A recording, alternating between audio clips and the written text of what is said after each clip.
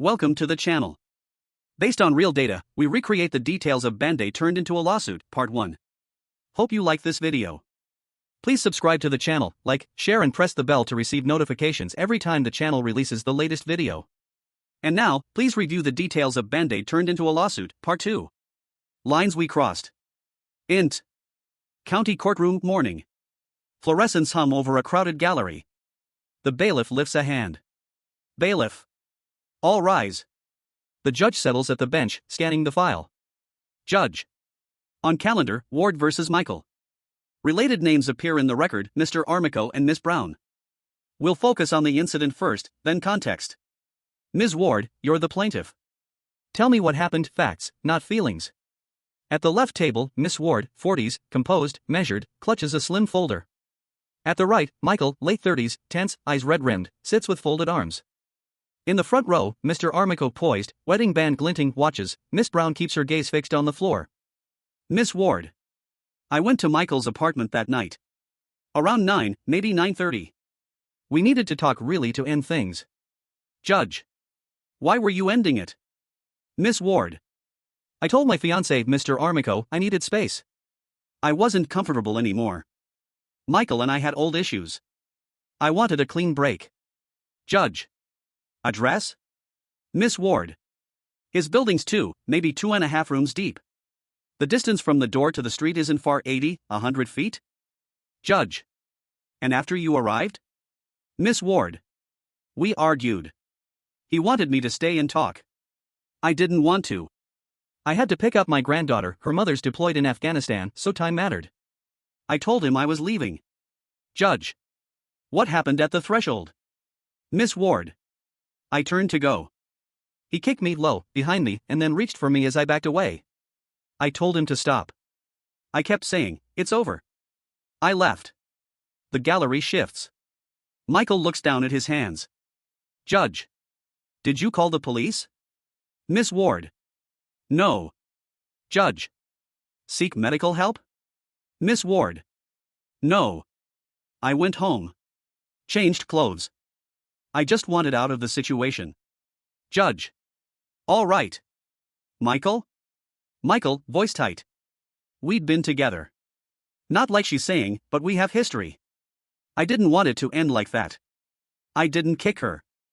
I just reached out when she started backing up. I was upset. Judge. Did you block her from leaving? Michael. No, Your Honor. I tried to talk. She turned, I put a hand out, that's all. Judge. Ms. Ward says you struck her. Michael. I did not. Judge. Ms. Ward, why no report if you were assaulted? Miss Ward. I didn't want him arrested. I wanted distance. Judge. Understood. Evidence? Miss Ward opens folder. Text messages from earlier, he kept pushing to meet and fix it. No photos. I didn't document bruises. There weren't visible marks, it was more the shock. Judge. Any witnesses? Miss Ward. No one else was inside. Judge. Mr. Armico, you're present as. Mr. Armico rises. Her husband now, Your Honor. Back then, fiancé. Judge. Did she tell you the same night? Mr. Armico. Yes. She came home shaken. Said she'd been grabbed and kicked when she tried to leave. Judge. Miss Brown, you're mentioned as a prior girlfriend. Do you have relevant information? Miss Brown, quiet. We dated a while back. I don't know about that night. We're not together now. Judge. Fine. Sit. We'll stay with first-hand accounts. She flips a page. Judge. Ms. Ward, walk me through the final minute before you left, step by step. Miss Ward. I told him I needed to go granddaughter pickup. He raised his voice, asking for one more chance. I said no. I turned. When I stepped backward to the door, his foot caught me low and I jolted forward. Then his hand brushed my arm like he wanted to hold me there. I told him to stop. He didn't pull me back, I pulled away and got out. Judge. Michael? Michael. I reached, yes. But not to hurt her. I swear I didn't kick. I just didn't want her to go while we were in a bad place. Judge. Bad places get worse when you put hands or feet on people who are leaving. Silence spreads like a reprimand. Judge, to Ward.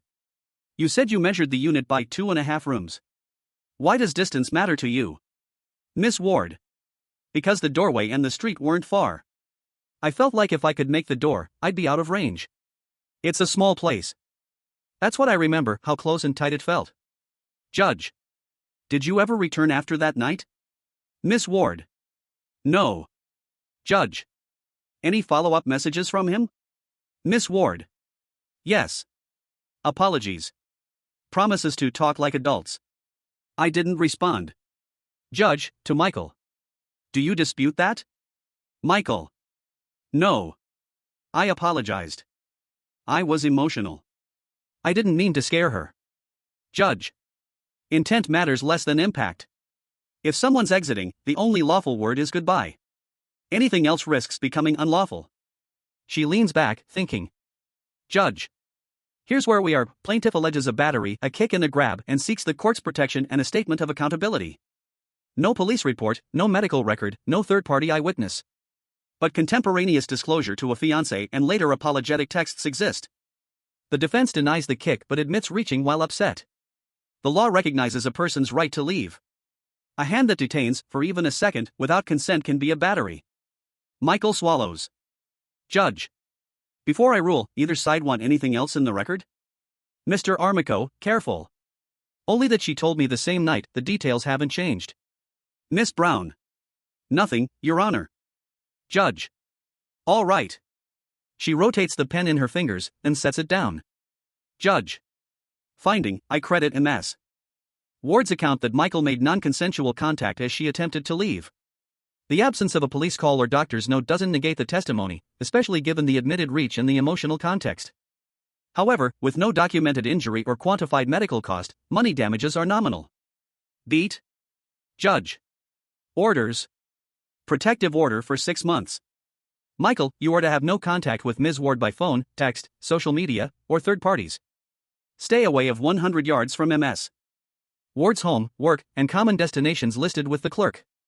No commentary online about Ms. Ward, directly or by implication. Ms. Ward does not seek compensation today. If she later documents costs tied to this, she may petition. Michael nods once, jaw tight. Michael. Understood. Judge. A word to everyone with a shared past, endings are choke points. If you feel yourself tipping toward anger, remove yourself. Distance is the grown-up tool. Mr. Armico, be the steady harbor. Ms. Ward, keep documentation. Miss Brown, this matter doesn't involve you, let it stay that way. She signs the order. Judge. Case concluded. Next matter. Bailiff. All rise. Int. Courthouse hallway later. The corridor smells like old varnish and coffee. Miss Ward exits with Mr. Armico at her side. She breathes out for the first time all morning. Across the way, Michael stares at the floor tiles. Miss Brown touches his arm, then lets it fall. Mr. Armico, gentle. Let's go home. Ward nods. They walk. EXT, apartment stoop evening. A plain building, a short run to the sidewalk, 2 rooms deep, maybe a half more. Miss Ward stands at the threshold, then steps outside, past the line she keeps in her head. Her phone buzzes. A short message from an unknown number, I'm sorry. I'll leave you alone. She deletes it, then blocks the sender.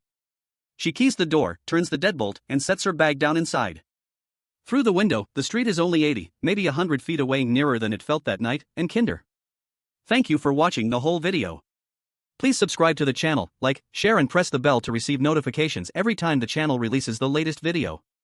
Sincerely thank you, goodbye and see you again.